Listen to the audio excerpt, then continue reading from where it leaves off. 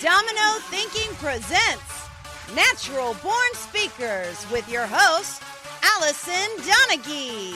If you were born to talk and want to know how to build your career around it, then Natural Born Speakers is the show for you. Now grab your seat because this is the place to be. Now here is your host, Allison. Hi, this is Allison with Domino Thinking, and you're listening to Natural Born Speakers. Thank you so much for tuning in. We have a great guest for you today who's going to talk all about your core story. And it is fascinating, and she is absolutely amazing at it. So we're going to get to that in a second. But what I'd like to do first is talk about your opportunity to think opposite. I was just talking to my producer, Nesha, who is always with me on the other end here, and he's magnificent. And we were talking about Christmases and celebrate or don't celebrate, get caught up in the commercial or don't get caught up in the commercial. And a friend of mine just passed away last week, 2 weeks ago now. Oh my goodness, time flies. And it occurred to me that she only got 50 Christmases in her life. And the first 10 probably don't really count because how many of you out there actually remember your Christmases? So that means she got 40 Christmases. And 40 is not a very big number. So what I'm suggesting is perhaps when you're thinking about this Christmas and the hustle and bustle and everything else, if you take a moment to think that you're only going to get a finite number of Christmases and then decide how do you want to have your Christmas? How do you want that to look? How do you want to remember that? And then go hard and have your Christmas. All right. So that's my Think Opposite for the day. And let's welcome Tina. She is a core story specialist. She has almost 30 years. Oh my God, that's almost like the 40 Christmases we were talking about in the world of communication. She's the founder and creative producer of Tina O Life, an online lifestyle hub for all things worth living for, and the founder of Live Your Best Story, a transformational weekend retreat held on Bowen Island here on the west coast of Canada. She is a writer, speaker, performer, and story mentor with Power Publishing, which is a really exciting thing that is just launching, so we're going to get to hear all about that. She has 20 years in PR and marketing, plus 11 years as a top-level network marketer with Arbonne International. She is a mom to 3 hockey-loving boys and a wife to a tall drink of water, Mr. Todd. Welcome, Tina. Woo, thanks, Allison. I'm super thrilled to be here. It's awesome. Oh, God. And I'm really happy to have you. You and I have spent an awful lot of time talking lately, and I know I've sent you a ton of people who have found so much value in what you do, what you offer, and lives have changed after spending time with you, and in a good way. And I'm really happy that we're going to be able to get this out to our listeners, and so that they would have a chance to connect with you and have their lives transformed as well. Me too. I like that idea. I love that idea, frankly. Excellent. I am glad. All right. So you and I met through Power Talks. Yeah. Right? Yeah. We didn't know each other before that, did we? No. So that's it's shocking to me. That was a year ago. That's it. Yeah. I know. On the one hand, it seems like I've known you for a really long time. And then on the other hand, I'm just like, no, we just met. But I spoke at Power Talks, and then you spoke at subsequent Power Talks. And we had somebody on the show, Kate Bergen, earlier this year talking about Power Talks. So if any of our listeners want more information on that, they can go back and listen to that episode. But essentially, Charlene Sanjenko has an event in different cities called Power Talks. And we have women, 18 women. Is it always 18, Tina? It has been, I'm pretty sure it'll stay the same. We'll see. But right now, 18 women. Yep. Get up on stage and they give a 9-minute presentation, and you were one of them. And now you're involved with Power Publishing. Let's get that out of the way first. What is that? Sure. Yeah, let's start there. Well, it really goes along the lines of everyone has a story to tell. Not everybody wants to tell it, but those that do often have a real need to tell it. And there's usually an impact that they're wanting to create with that story. And so Power Publish celebrates Canadian women who have a story to tell that generates that kind of impact, that ripple out in the world. And in the work that I do in the world around core story, it's about helping people to distill that message down and really find language to that impact, and then putting the language to all of the steps to create that impact, as well as connecting the dots back to the personal experience, because that's usually where it begins, right? We all have some kind of aha moment or a transformational yucky thing that happens, right?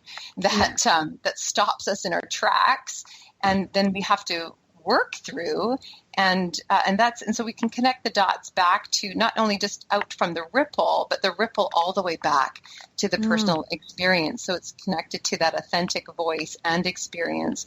And then I have a partner that I work with, Mary Beth Dean, who is a writing doula. And it's like, I love that term. I just got to say that, right? It's like birthing a story. And it feels like that. Like, it's that those moments. Having written a book, it definitely is like a birthing type process. Well, having had a child and having written a book, I can see some similarities. I'm not quite sure it's the same thing. I had absolutely no morning sickness with my book at all. I certainly didn't have the delight of watching it develop into a grown man, but there is definitely that analogy that can be made of having this idea, watching it morph from an idea to actual publishing. And I know when my book launched, it was like, ooh, and now my baby's out there. It's quite a crazy experience. Yeah. How exciting for you to be part of it. And it's vulnerable. It's a vulnerable thing. I think what makes Power Publish different is there's a lot of things out there. There are a lot of programs that you can sign up for. And I frankly, I mean them no disrespect, but they're just really different. A lot of programs out there that give you the 10 steps to getting a book out there. Making how to get that message that the world can hear it and all of that stuff. And it's really grounded in how to use clever language, or, how to generate excitement and how to position yourself as an expert. But where Power Publish is different, and I think why I'm part of it as the core story specialist gal that I am, is it's really about that personal, authentic voice. And even that word authentic, frankly, makes me want to throw up sometimes, because it's right, like authentic. Oh my God, I was just writing about that today. So yeah, I totally get it. Right? I mean, it's funny because I don't watch a lot of TV, but in the times that I have, every now and then when I see a really good ad, I'm like, oh, they figured it out. They figured out how to do authentic without it actually screaming like marketing authentic. But it's still marketing authentic. Whereas when in writing a book, to speak from that authentic voice, when you speak from an authentic voice, there's no clever to it. There's no marketing to it. It actually has a resonance that reaches an audience because you're in it. You're not talking about it. You're actually in it as you're writing it. And to me, that's where the impact comes in. You're actually creating an experience as, or the byproduct of the written piece is it creates an experience versus a learning. Right. Well, and I think even with those 10-step programs, you're going to have those people that come through it sounding authentic and those that don't. And thank you for making me use that word. I'm going to hate you forever. And although I'm sure like Nesha on the other end here, he's listening to, oh my God, she's on the authentic word again, because I do rant about it. How can we have it when we can't even identify it? Most people can't identify what that word means. Anyway, it does come through with what that person who's writing the book, what their intent is, and what they're expecting to get out of it. And then the difference between actually giving it this story as a gift, or doing it as therapy, or doing it with the focus of just making millions. Like they all have a very different sound to them for sure. And I'm sure that you helping people get to their core stories, which we'll get to in a minute. I don't want to water it down too much by talking about it here, but that will really help people get in that place where they're giving a gift of that. So they're lucky to have you. Ah, thank you. I love doing it. It's like stepping into the vortex, right? It's like, oh, it's like playing volley. I hate volleyball, but it's like it's like stepping into volleyball. Like really, when you volley the ball over and it comes back, and you don't, like, if you don't get out of the way, man, you're getting hit. So you have to hit back and forth. And I love that piece of being in it rather than, either avoiding it or watching it. Yeah. Right. Yeah, it makes a big difference. Okay, so what I want to do right now is talk about how did you get from wherever you were to being a core story sleuth, and try not to tell us too much about what that core story sleuth is doing, because I really want to talk about that as a separate entity, even though you were going to be talking about it in terms of how you're getting there. So how did you get from wherever you were, kindergarten, to now? You don't have to do the whole thing, but the highlights. 46 years. Okay, you ready? I'm a story girl. You ready? Get comfortable. Well, I think if I had to sum it up really simply first, I think it's curiosity. Which even that makes me want to throw up when I say that, because there's so many words, right, that are so simple, but the action of them is not. And I would say that I've been on a quest of life curiosity, of meaning, of belonging, of mattering. And again, I know we'll get into that later on Core Story. But the skill set, I think, of Core Story came out of that curiosity. I'm also just someone who's designed to be in front of people, and where I find, I do my best work in front of an audience. And so I found the stage really quick, and I found music really quick in elementary school. And my mom died when I was 8, and and my dad really never recovered from that, in that grief. And I really found a place to live in my, what I would call story, through the arts, through music, through theater, through the exchange that happens between performing and having an audience. And that was kind of my way in. And then I went into theater school and failed miserably. Oh, no. Oh, God, I hated it. I was so anxious. I was like, I remember my teachers, and it was one of those, these programs make me want to put forks in my eyes now, but the programs that were, it's like, it's so precious, right? That it's like Fame, and what's that quote from Fame? And right, you want fame? Well, right, here's where we're going to start paying in sweat. And it's like, it was, so 16 people come into the program, but usually only 4 people graduate. Mm-hmm. And so I was one of the 12, if you will, that didn't make it through the program. And I remember one of my teachers saying to me, you're more interesting outside of the classroom. Wow. How did you take that? Well, at that time, I was so pissed off. I was like, screw you. I want to be interesting everywhere. That's right. And who are you? I am interesting. But, but at the same time, and I think we all have these moments of when you can hear the truth, but you don't have the language yet. Mm-hmm. Like, again, it goes back to that resonance. Like, I knew that there was some resonance there. Like, I could feel it. She was right, but I didn't know what that meant. Right. So I failed theater school. It would have been nice of her to explain it to you. But, just an idea.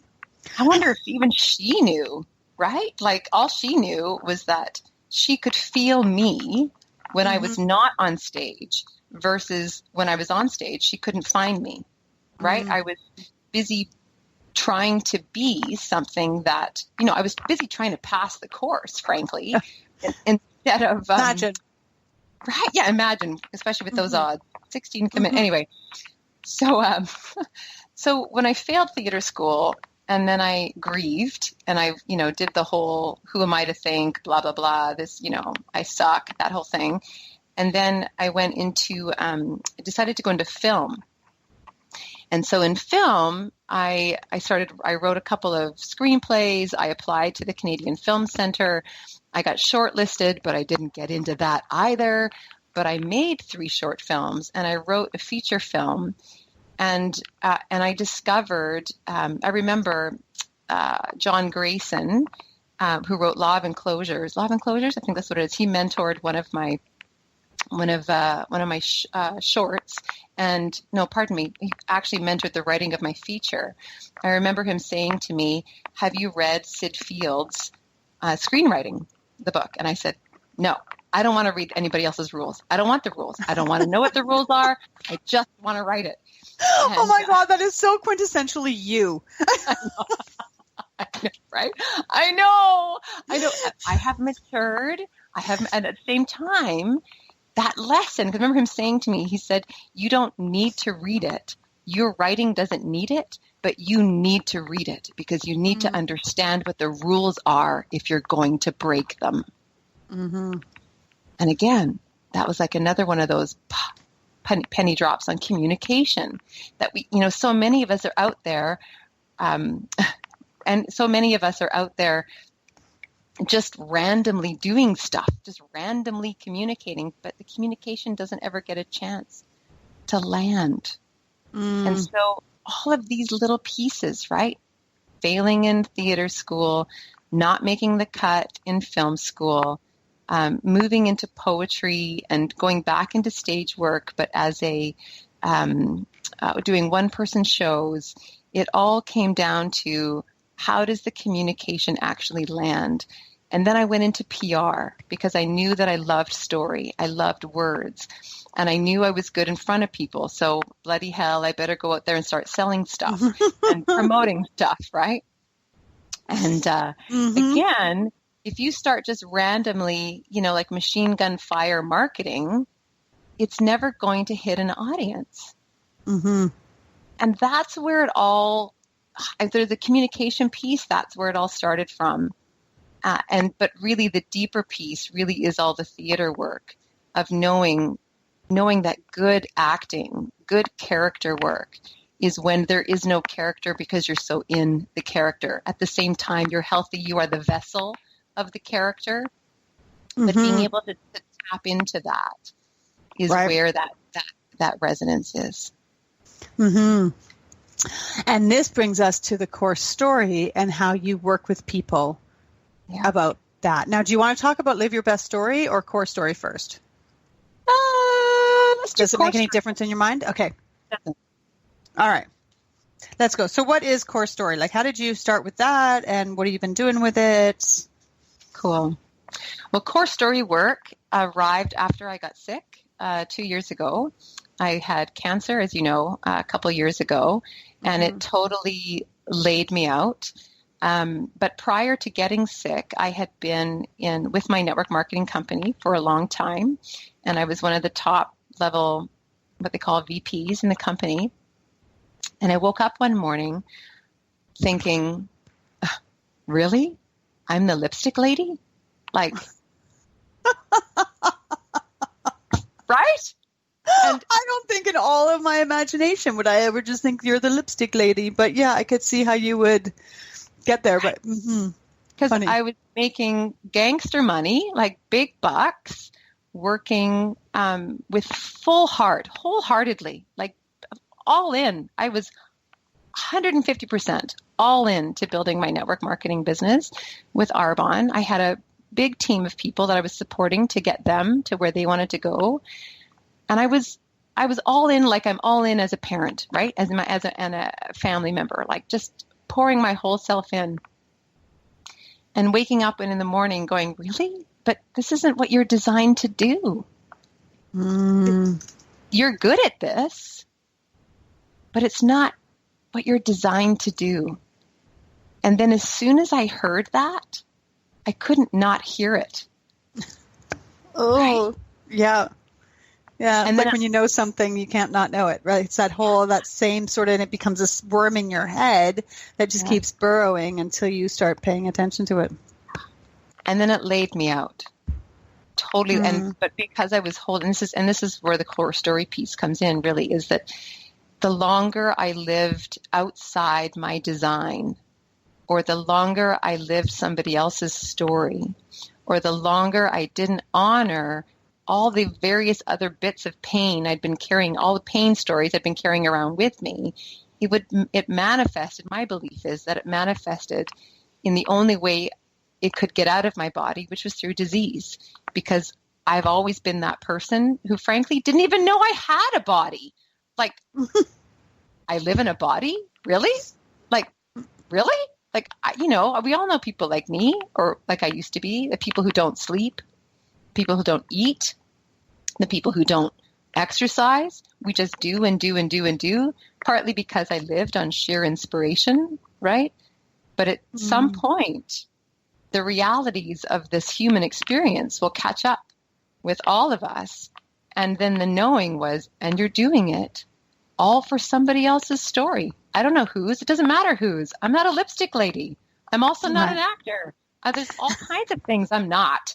But what am I, and how do they connect? And not from the logical place of how do they all connect? Because who cares about logic? Like, talk about a rabbit hole that could take you down. You could still live. Well, right? because then you create all of these stories around that story, and now you get busy with those stories instead of actually what your core story is. Right. Yeah, because you're so busy trying to think your way through it. So why do people get stuck in other people's stories? Like, why do we do that? Like, if it's so uncomfortable to be there, why do we do it? Because they're not uncomfortable. It's not until they get uncomfortable. Like, we're humans, right? We're going to take the path of least resistance. It's not until we get smacked upside the head that we go, oh, I can't do that anymore. So we have to be, unfortunately, right? It doesn't matter how freaking smart we can see the writing on the wall. We could know all this. If I magically had a prescription to give people and say, hey, this is who you are. Now that you know it, go do it. If they didn't have anything at stake, they wouldn't. Not because we're lazy, as in bad lazy, but as in we're human beings. We take the path of least resistance. We're going to conserve our energy for those fight or flight times when, we're being chased by a saber-toothed tiger. Yeah, for sure. Fascinating. We are interesting critters. We are. Yeah, we are. All right, then on with, go ahead, what? I was going to say, I also think, that's the easy side of getting stuck. But what I think is interesting about that is when we're on the path of least resistance and it's working for us, we're actually not stuck at all. We're just on somebody else's story. And we believe those stories. Like, we start with Cinderella. And we believe that this is the life that we're supposed to strive for. And we have our teachers telling us, and we have our parents telling us, and we have our friends telling us. And I was watching to one guy, a friend of mine, Rhonda, Rhonda, she sent me a video, and it was Kyle Kreese or Cleese. Yes, he does, what's his name? I don't know his last name, but I've just seen his stuff. He's funny, right? That guy, I think the same guy? Yeah, he's a comedian turned inspirational speaker. And he talks about how we accept all of this stuff. Like, he goes on stage and people are like, are you nervous? Are you nervous? And he's like, why are you trying to make me nervous? Right. Because people need us to behave in a certain way in order for their reality to make sense. Yes. Well, we buy into constructs, right? We buy into, and frankly, we need the constructs. And this is the thing that makes me crazy about personal development books too. It's like, hello, we live on a planet. We need constructs. We're not all, spirits floating out in the Ethernet out there. We actually do have time. Like, I get that time is a construct. I get that. But it's still, we use it because we all go to work or whatever. Like, the double, I do this in Core Story, but there's the double-edged sword of everything, right? And there's the part of the construct that works for us and the part of the construct that does not. Right. Fair enough. That makes sense. Okay. So when did you decide to actually make this Core Story work, what you do? This would have been last August. So just this last August, I decided to hang my shingle, so to speak. And it was after I had been doing Live Your Best Story for a number of years. And then I had done that talk for Powerhouse around... And Live Your Best Story is the retreat, so we'll get to that in a bit. I just don't want people getting lost here. Thank you. And then I did that piece for Powerhouse on what I called your living story. And there was this whole living story work, which is part of it, but it's kind of this, you can't really pin it down. And I started to look at what is it that when I do what I call living story work, like kind of tracking, where is it that I'm going? And I always end up going just to the core. I'm looking for that resting spot, or I call it the mall map. Like, where are you in the mall? Like, I'm told, like, you know, the universe created me navigationally challenged on purpose, because then I'm always, that's what feeds the curiosity, is I'm always looking for where is home? Where is it? And that's the mall map. Where are you in the mall? I love that. Yeah. Oh, I can relate. Especially if you end up somewhere like, you know, Metropolis or West Edmonton Mall, you need a map. Oh, geez, Louise. Honestly, when I was doing a lot of home parties for Arbonne, I could walk out of somebody's bathroom and still not know which direction the living room was. Like, I'm that, and I'm no joke, I'm that navigationally challenged. It's like, it's crazy, but it's good. It's kind of interesting. It keeps life, you know. But when we think about, like, you know, you go into the mall, you know, there's something that you want for the most part. And then when you see those maps, it's like, this is where you are here. Yes. Yeah, I love it. Okay. Carry on. I'm really digging this mall map. Well, that's where we rest. And as a parent too, when I first had my first couple of babies, and I have 3, but we did the whole Gordon Neufeld attachment parenting piece. And I remember that whole understanding of change doesn't happen in chaos. Change happens in rest. So when your toddler is losing their mind because they can't have the cookie, classic, I want the cookie, you can't have the cookie, I want the cookie, you can't have the cookie, right? And then it's not until they have their tears about it, and so in the attachment parenting piece, Gordon Neufeld, Gabor Mate, that they hit the wall of futility. And once they hit the wall of futility, then they have their tears. And it's after the tears, when they've accepted, it's in that acceptance that they're in that place of rest, that you can then talk to them about whatever the challenge was. Because change doesn't happen until you can come home. And that's what the mall map's about. It's coming home to your mall map, to your I am here. I am here. Yeah. Yes. I love it. All right. So August, you decided this is what you're going to do. And so how was that for you? How was that, just making that decision to go after what you wanted? It was, well, it was very peaceful and electric. And that's what I mean by that is, and a friend of mine said this to me a long time ago when I was having a really, really, really hard time with something. He said to me, Tina, lean into what's peaceful. Now, here's what he didn't say, because people screw this up all the time. He didn't say lean into what's easy. He didn't say lean into what has no effort attached to it. He said, lean into what's peaceful. And what's peaceful is what's always truthful. Yeah. It would certainly be handy if people who said these profound things gave, like, a user guide with them. Right. Yeah, a user guide. Totally. Yeah.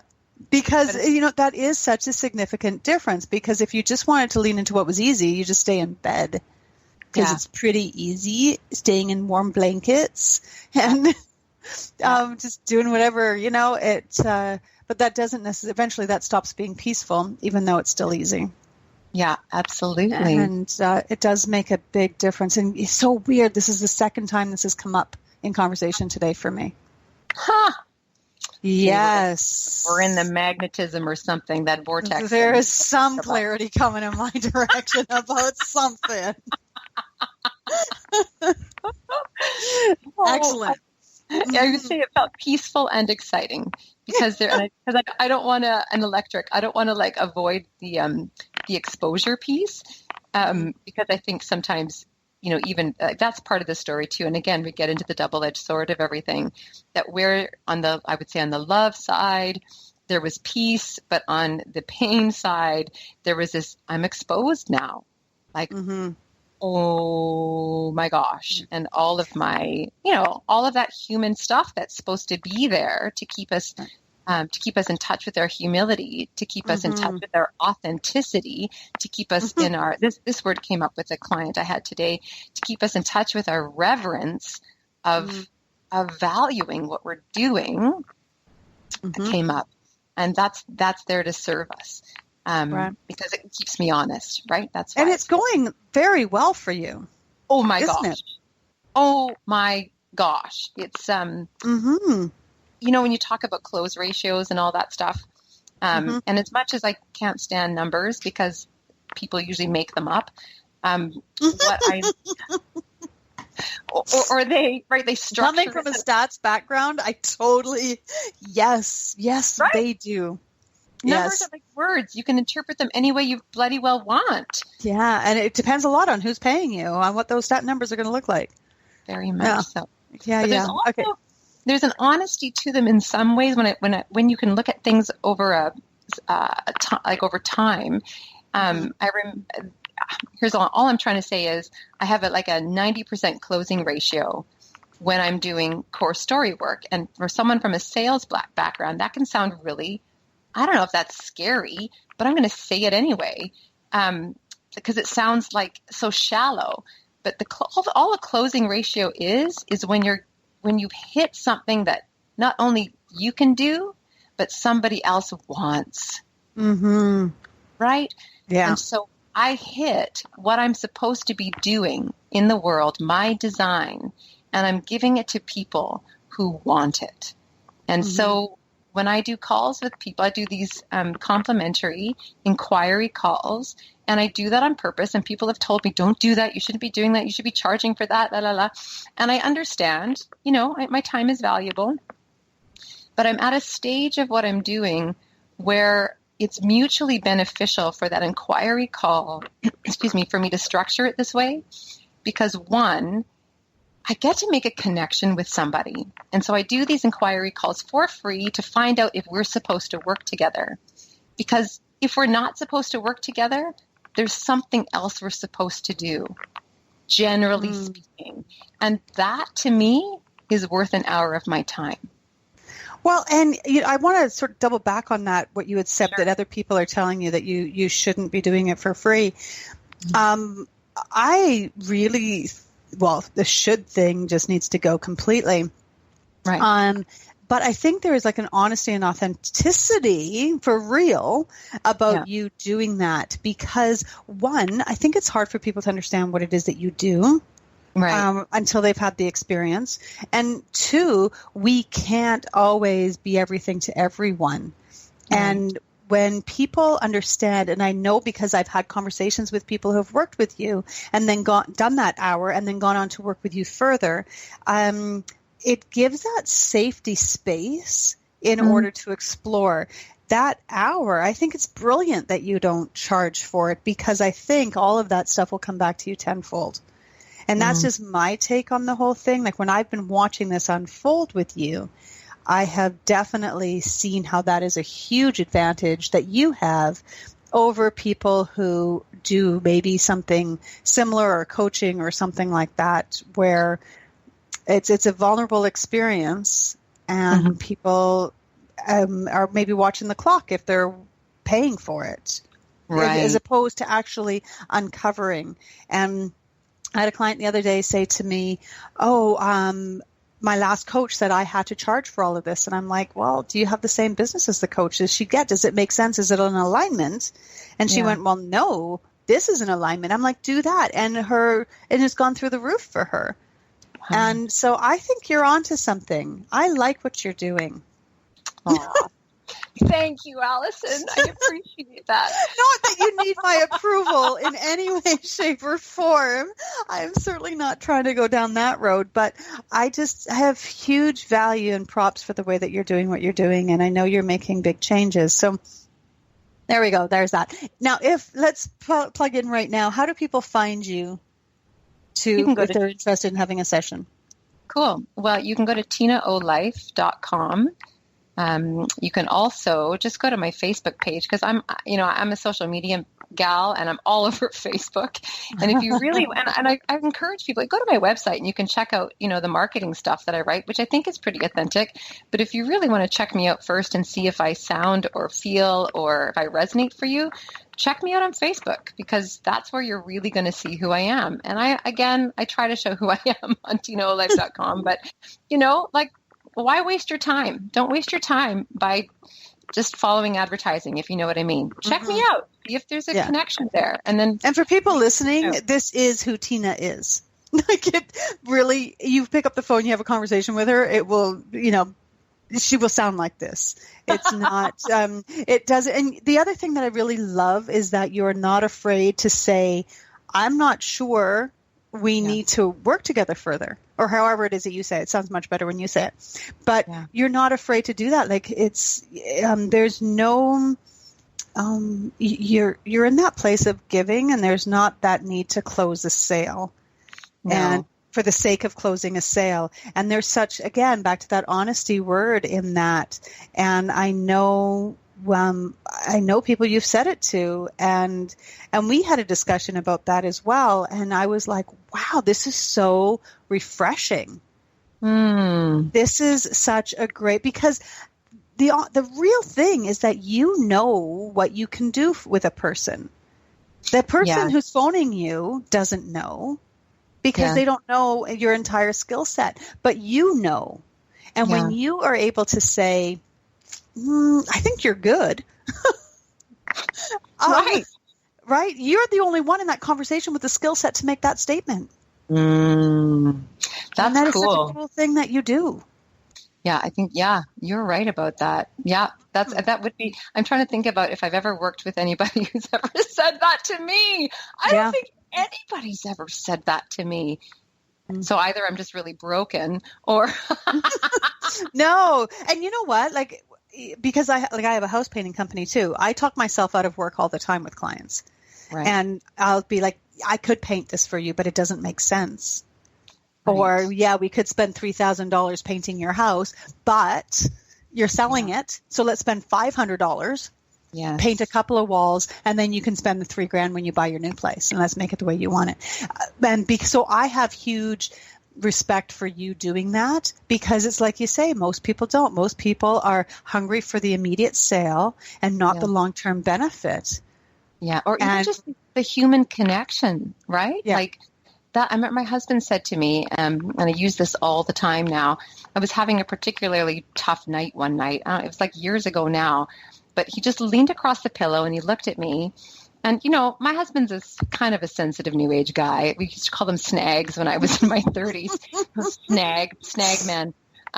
But he's also a guy's guy. Like he grew up in 100 Mile House. He's a dude. He's like your like when I say dude, I mean your typical dude. He's happiest with his head's under the what do you call the hood of a truck. So he's like sensitive new age guy meets truck guy. I mean, sensitive new age guy, meets truck dude. Anyway, he leans across the pillow and he looks at me and he says, it's just you and me here, right? Oh, nice. It changed that moment. I use that as that's like a coming home place for me. And when I work with people, that's what I'm doing. Like, it's just you and me here. It's right. And that's, if we can start doing sales like that, if we can start doing sales, not even if we can start doing living like that, where we're actually seeing that person, if we're striving for win-win situations, whether it's standing in a line, whether it's doing business, whether it's having a tough conversation or holding somebody's hand as they're dying, like whatever it is, if we can actually start getting back in touch with that way of being, the world sure would be different. Yes. That's where that's home. That's where peace is. Yeah. And I think you're definitely doing your part in making that a reality. So I, for one, thank you immensely. You're welcome. All right. So somebody phones, they talk to you about this. What does that phone call look like? Okay. So usually the first 10 minutes, what's amazing is what needs to be said usually happens in the first 10 minutes. It doesn't actually come through in anything concrete, but I spend the first 10 minutes just chatting and people are like, what the hell is she doing? Like, are we going to do anything here? Because what you don't want to say is what you skirt around saying in the first 10 minutes. And then the dots connect later. So we spend 10 minutes just chatting usually, and then we jump off. We sort of leap off into something. But eventually, I'll always bring it back to what I call the double-edged sword of your core story. And we'll look at what I call, first, the concept is your core story is kind of like your soul print, if you will. And I don't even like to use that word because all the atheists in the room now just went, I'm out of here. Chill, relax, it's all good. My husband's an atheist. So it's not about the soul per se. You could even just call it your wisdom if you want. And it's the expression of your internal life. And it's the internal life who's been with you pretty much since you had a voice and can remember what you thought. And the internal life that you have and currently have in those banal, boring, doing the dishes moments. It's that internal voice. And there's going to be two sides to that story. You're going to have a core pain, which is the thing that you can never run fast enough from. And in your deepest, darkest days are the things that you tell yourself. And you're going to have a core love, which is the thing that no matter what, you always give it to the world. You may not do it intentionally because you don't have a language for it yet, but as soon as you have a language for it, you will start to give it to the world intentionally. And then we can take this core pain and core love, and we can also take it even further. And in First Nation, I want to call it culture, but I'm not sure if I'm saying the right word. Anyway, there's a whole conversation around your medicine.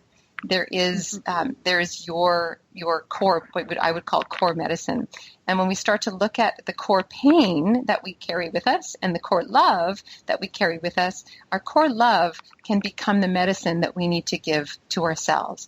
And I want to be really clear, this is not about healing because you're not broken in the first place. This is not about therapy. Once you get over it, you're over it. You never get to look back. It's all good. You move on.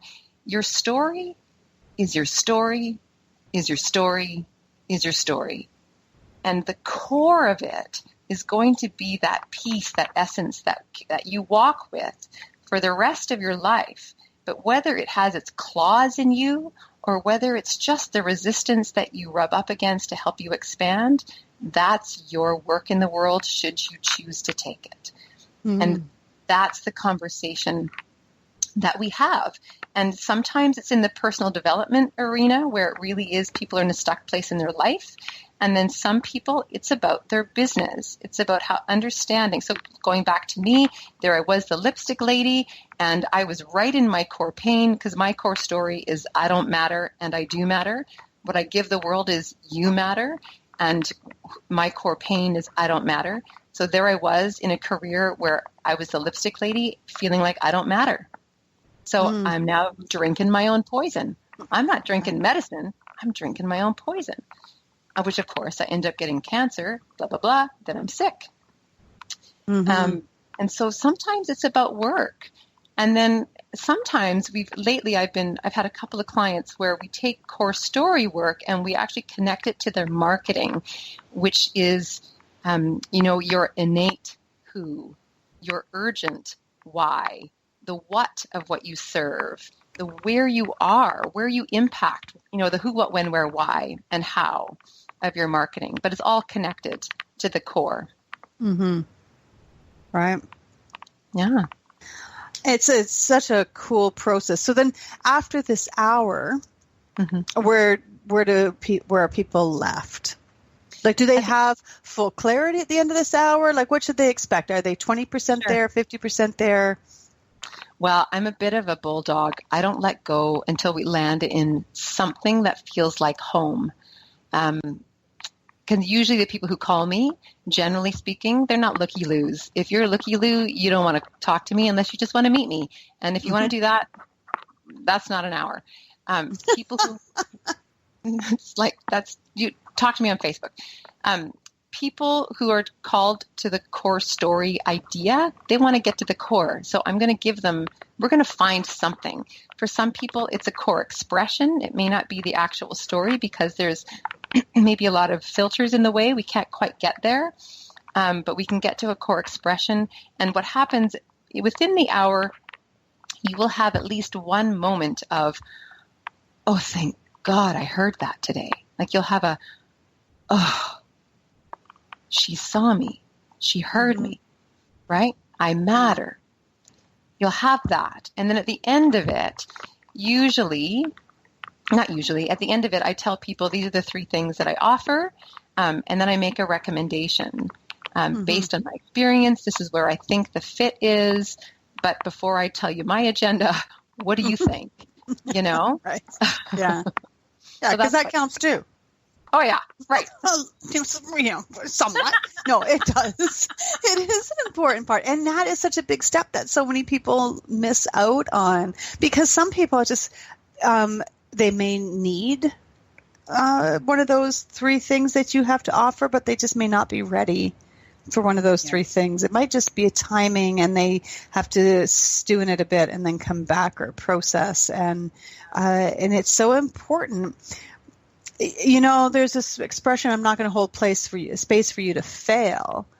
And it drives me nuts because that takes that space away from the person to make up their own mind. And I believe that it needs to be more of an organic fit where somebody will come around when it's time. And that time might be at the end of the phone call.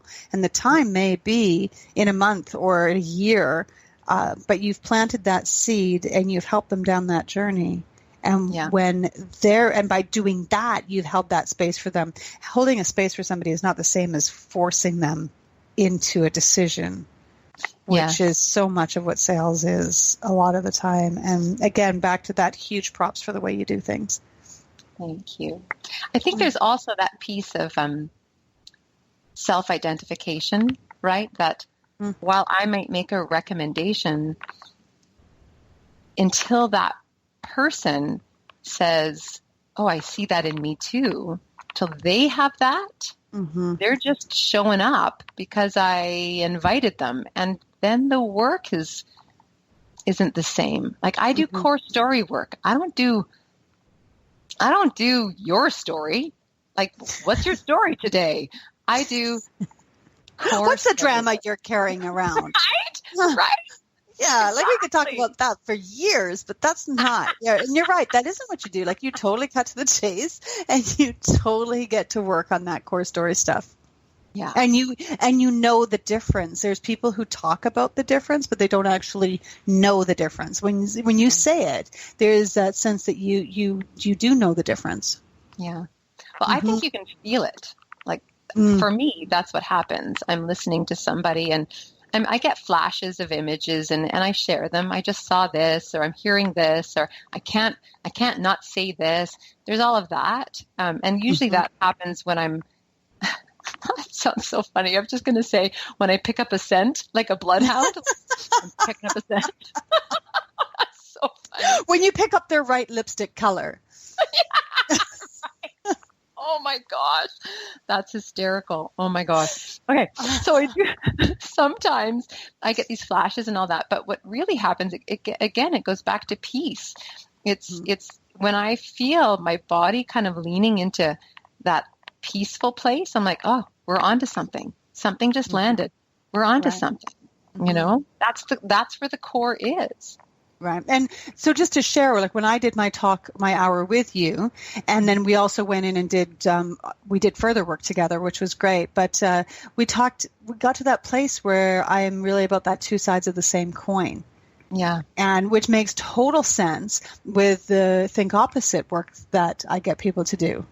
Yeah. And thinking of, well, you know, what is it that you believe? And then what is the opposite of that? Like, what's the other side of that coin? And definitely living on the edge of that and being able to have that. I knew what it was before, but after speaking to you, it was in such a simple term or system or however you want to a visualization, like whatever it was so much simpler after talking to you. And that was the big gift on that. See, and that's communication. Mm. Until we know what that simple thing is, whatever that simple thing is, because we use big words and all of that, but that's all sheer entertainment. And it's great. I love big words. Like, I love it. I can float away in all kinds of big things. But communication is simple. And that's what that's all about. So if we can come up with, like when I landed in I matter and what I give the world is you matter, it's like you can't not know that. Like once you know it, like there's only one meaning for that, And that's communication. It's got to land, or you're just talking to yourself. Right. And so to bring this back to our listeners as well, there is so many ways that these stories can help your path, help your clarity. If you're speaking, if you're writing a book, if you're doing your marketing, any of these things, it's creating that alignment. And in the book that I wrote, Change Your Business, Change the World, so much of it is about that alignment, understanding why you're doing something, and then building on that, getting your customers to understand it, and then getting your staff to understand it, and then contributing to your community in a way that they understand it. And Tina's part in this is helping create that initial core story so that the rest of it can be built around it. Mm-hmm. And it's that if that tree trunk is not good and strong, then the tree is not going to survive. It's going to fall over. It's going to be taken over by ivy or some other predator, and it won't survive the way you want it to become this beautiful oak tree that has beautiful symmetry and creates nice shade for people. It's going to become this bastardization of what it is in your head that it could be. And Tina, what you do is you create that vein that runs down that center of that trunk that holds it all together. And everything stems from that. The marketing, the customers, the staff, the policies. The service model. You are so brilliant at the service model. That is my area of, or was actually, I don't know that it is so much now. It's much cleaner now that I'm actually living my core story. But in my network marketing business, service was always the thing. In my Arbonne business, it's where I always fell down. Things were late. I didn't order them on time. I didn't get them to people. I'm like, all that kind of stuff. And what you do so well is service. I remember when I read your book, that was my takeaway, is how in Domino Thinking, connecting my service model to core story and thinking it through multiple steps through a service model that supports that. It was like that pillow moment with my husband. It's just you and me here. And that's how you are with people in service in your painting company, and all of the stories that you told about that. And it also made me think just now, as you were saying, how what I do connects to what you do is domino thinking can be really confusing if it's not anchored into something that means something to you. If it's just domino thinking, unless you're doing it to explore, which is great, but most of us, where the real gift comes back in domino thinking is it creates an aha moment in our impact in the world and how my connection to you, what that's about and what this choice is.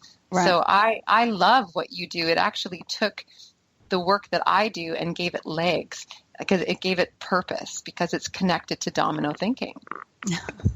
Well, isn't that just beautiful? This is like super cool. We're having a little love fest going on here. And then we're going to sell you both of our books at the end of the call, because now you want both of them.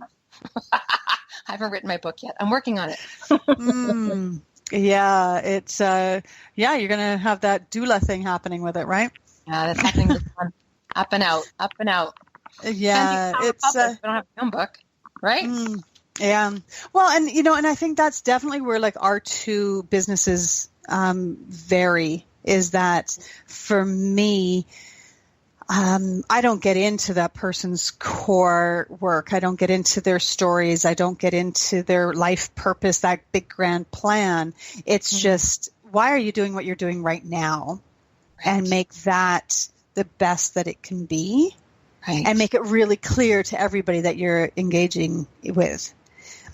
your core story is, because we can have a core story about maybe, I don't know, you might be able to pick out something better than me quicker, but we may find ourselves as a barista at Starbucks. Mm-hmm. But then why are you a barista at Starbucks and not selling Tim Hortons? Right? That's the why that I talk about, because those are those things. But you're talking about that overriding, why are you serving coffee? Yeah. right. That's your, I don't care why you're serving coffee. I just want to know why you're doing it here and not there. You get to that. Yes. Mm-hmm. It always comes down to Starbucks, doesn't it? Come on. Well, it kind of does. I got to kind of have a crush on it. But that's the way it goes. Yes. But, so let's quickly touch on the Live Your Best Story, the retreat. Cool. So Live Your Best Story is a weekend retreat here on Bowen Island. We do them 3 times a year. We only have 12 people per, so it's a really intimate, lovely, loving retreat. And what you're up for, what you're signing up for, should you decide to come, is deep listening. And that's not for everyone. It's a lot of deep listening, and we explore all kinds of different access points, be it speaking, be it nature, be it writing, be it art, be it resting, working in pairs, like a nature. We have a nighttime thing that we do, and it's for people when they can't hear themselves think anymore. It's for people who can hear themselves think, but they actually want to amplify it. It's a weekend of deep listening to your own story, and not your drama story. It's the alignment story, and you find it. That's what happens. It's listening for that. So people use deep listening for all kinds of reasons, which is why I can't say, oh, only divorced people need to come to Live Your Best Story or whatever, right? Like I can't name the niche. The thing is, you'll know if you're supposed to be there. If you need deep listening, this is where you come, and you'll use it in the way you want to use it. But that's what it's all about, deep listening on 38 acres on Bowen Island in the trees. It's just gorgeous. Yeah. And Bowen Island is terrific. Like, south, I went there. Well, I came over and saw you. And it's a magical island. It really is a beautiful place. And then when you get to work on all this other stuff as well and spend a weekend with Tina, well, you can hardly beat that. Thank you. So come. So go, yes. And how are they going to find you? Tell us again. TinaOLife.com. Check out, I've got my hub for all things worth living for. So there's a great blog there. Even if you don't want to work with me, just read my stuff, because I write to create change and ahas and listening to yourself. So TinaOLife.com. Love it. Love it. Well, thank you so much for being a guest. It was an absolute pleasure to spend this hour with you. Oh, thank you. You're one of my favorite people. You're like one of the voices out there. I'm like, listen to her. Everybody listen to her. Seriously, you tell it like it is, and your connection to humanity is so present and kind and real, and the world needs more of that. So thank you. Aw, you just made my day. Thank you so much. Aw. And for you listening out there, until next Thursday, speak up, because you have something to say and I want to hear it. Thanks for hanging out with Natural Born Speakers. But don't stop now. Contact Allison with questions to be a guest or hire her as a speaker. Go to DominoThinking.com. See you same place and time next week.